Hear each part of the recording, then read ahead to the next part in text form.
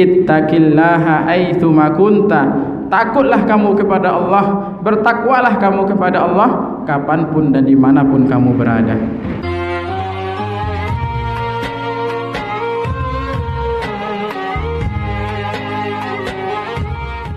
Bismillahirrahmanirrahim. Assalamualaikum warahmatullahi wabarakatuh. Alhamdulillahi rabbil alamin. Wabihi nasta'inu ala umuri dunya waddin. Ashhadu an la ilaha illallah wa ashhadu anna Muhammadan abduhu wa rasuluh la nabiyya ba'dah. Allahumma salli wa sallim ala sayyidina Muhammadin wa ala alihi wa ashabihi ajma'in. Yang sama-sama kita hormati pengurus Masjid Baitus Salam beserta jajarannya. Seterusnya yang sama-sama kita hormati panitia Ramadan 1446 Hijriah. Seterusnya yang sama-sama kita hormati Ketua RW, Ketua RT, tokoh masyarakat, alim ulama Cadi Pandai. Seterusnya yang sama-sama kita hormati bapak-bapak, ibu-ibu, yang tua tak sempat kami sebutkan gelar dan yang kecil tak sempat kami sebutkan nama.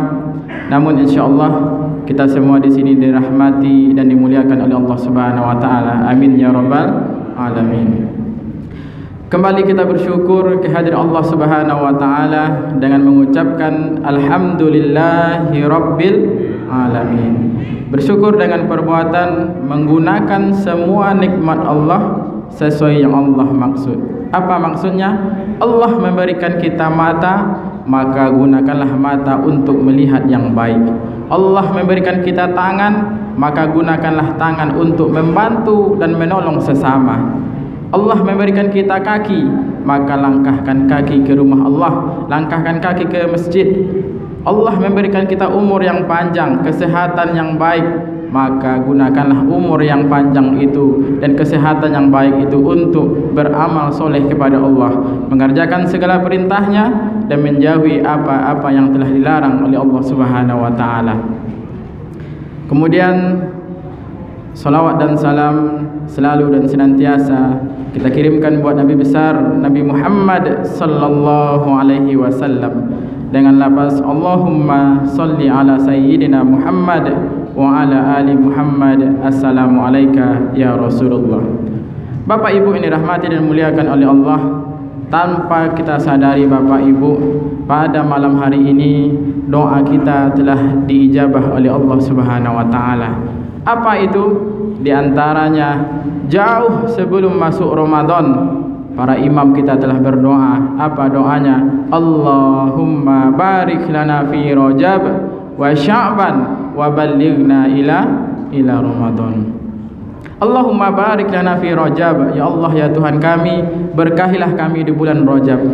Wa Sya'ban, berkahilah kami di bulan Sya'ban. Wa ballighna ila Ramadan, dan sampaikanlah kami di bulan suci Ramadan. Alhamdulillah, malam ini merupakan malam yang ke berapa Bu? Ke-10. Berarti kita sudah puasa 9 hari. Ada yang batal puasa Bu? Ada yang masih full? Alhamdulillah.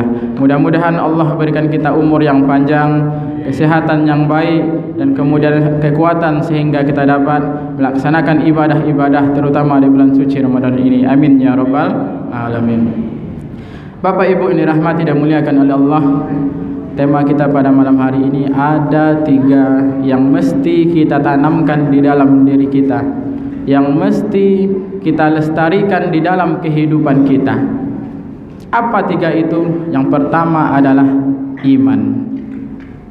Iman artinya percaya atau yakin.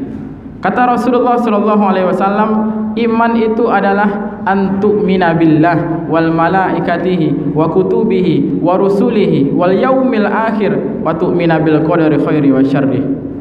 Apa itu iman? Antu'mina billah, beriman meyakini akan adanya Allah Subhanahu wa taala. Siapa dia? Qul huwallahu ahad, Allahus samad, lam yalid wa lam yulad wa lam yakul lahu kufuwan ahad. Qul huwallahu ahad, katakanlah Allah itu satu. Allahus samad, hanya Allah tempat bergantung. Lam yalid wa lam yulad, tidak beranak dan tidak pula diperanakkan. Walam yakul lahu kufuwan ahad, dan tidak ada satupun yang menyamainya. Itulah Allah Subhanahu wa taala. Kemudian dilanjutkan, wal malaikatihi, beriman meyakini akan adanya para malaikat-malaikat Allah. Wa kutubihi, beriman meyakini akan adanya kitab-kitab Allah. Wa rusulihi, beriman meyakini akan adanya rasul Allah. Wal yaumil akhir, beriman meyakini akan adanya hari akhir, hari kiamat. Wa tu'mina bil qadari khairi wa syarri, beriman kepada qada dan qadar, ketetapan Allah yang baik maupun ketetapan Allah yang tidak kita sukai. Inilah yang sering kita kenal dengan rukun iman. Namun Bapak Ibu ini rahmati dan muliakan oleh Allah, namun pada hakikatnya iman itu adalah tasdiqum bil qalbi wa iqrarum bil lisani wa a'malu bil arkani. Yang pertama, tasdiqum bil qalbi, membenarkan di dalam hati seyakin-yakinnya kepada Allah Subhanahu wa taala. Setelah hati yakin kepada Allah, kemudian yang kedua, wa iqrarum bil lisani, maka lidah mengucapkan asyhadu an la ilaha illallah wa asyhadu anna muhammadar rasulullah. Setelah hati seyakin-yakinnya kepada Allah, kemudian diucapkan dengan lidah. Kemudian yang ketiga, wa a'malu bil arkani, maka anggota tubuh pun ikut patuh dan tunduk mengerjakan segala perintah Allah dan menjauhi apa yang dilarang oleh Allah Subhanahu wa taala. Namun apa ciri-ciri orang yang beriman?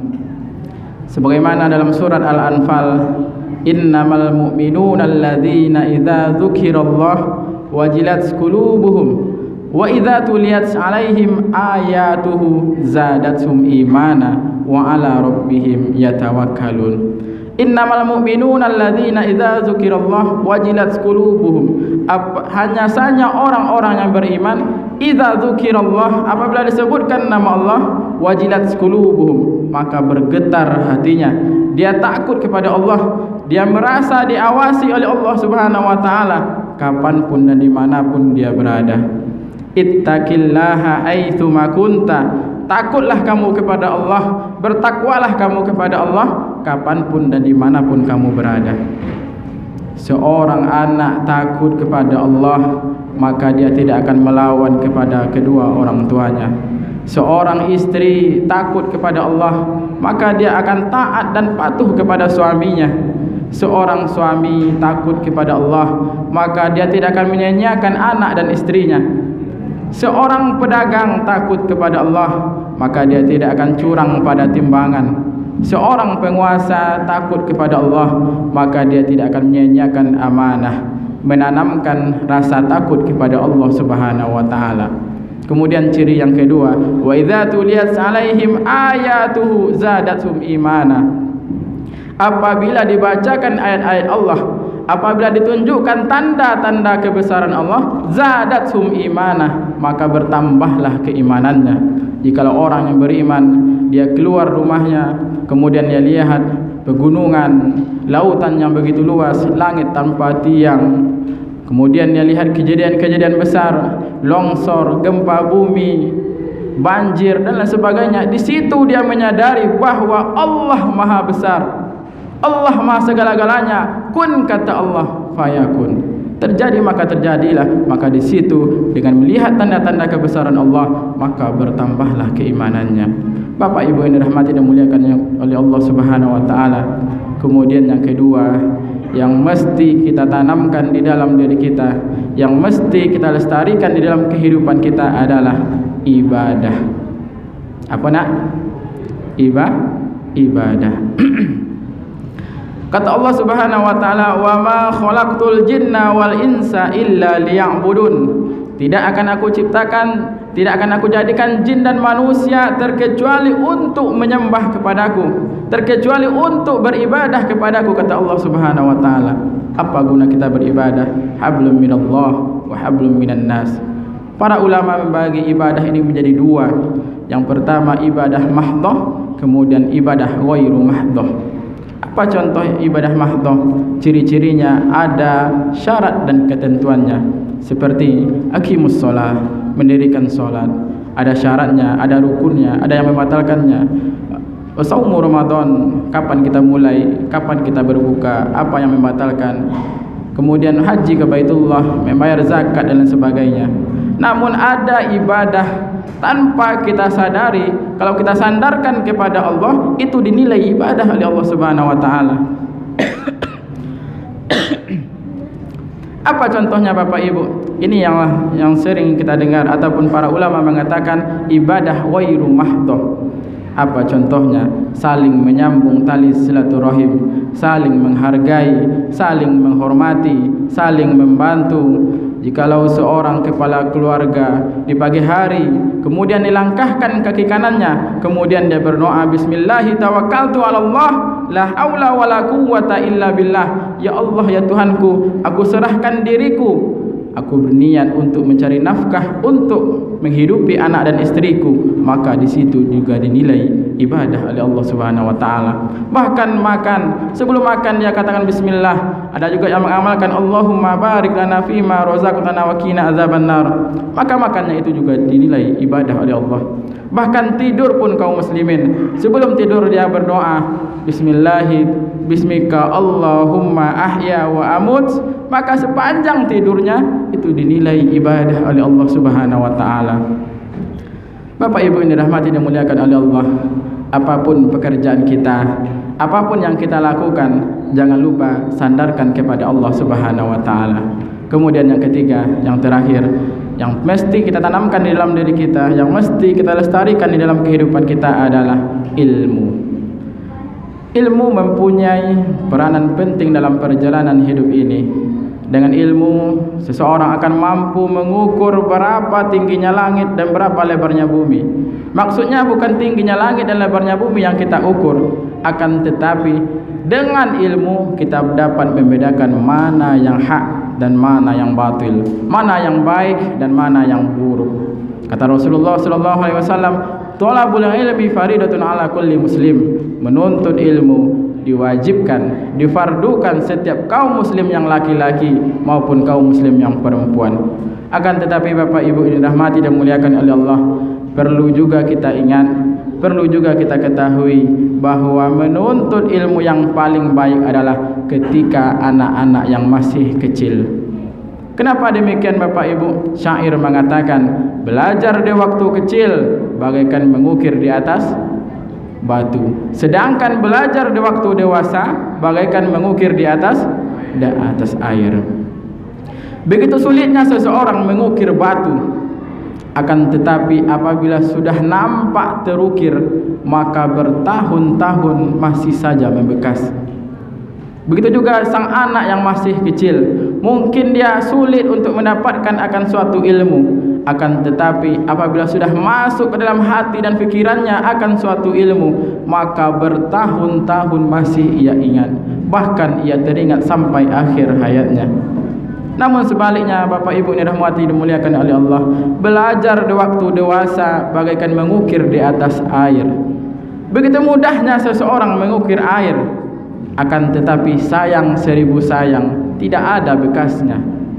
Begitu juga kita yang sudah dewasa, mungkin mudah kita untuk mendapatkan akan suatu ilmu, akan tetapi sayang seribu sayang, mudah pula untuk melupakannya. Jadi Bapak Ibu yang dirahmati dan dimuliakan oleh Allah, nah bagi kita yang sudah tua, bagi kita yang sudah dewasa, janganlah bersedih, janganlah berkecil hati, karena pepatah Arab mengatakan utlubul ilma minal mahdi ilal lahdi, tuntutlah ilmu dari ayunan sampai ke liang lahat.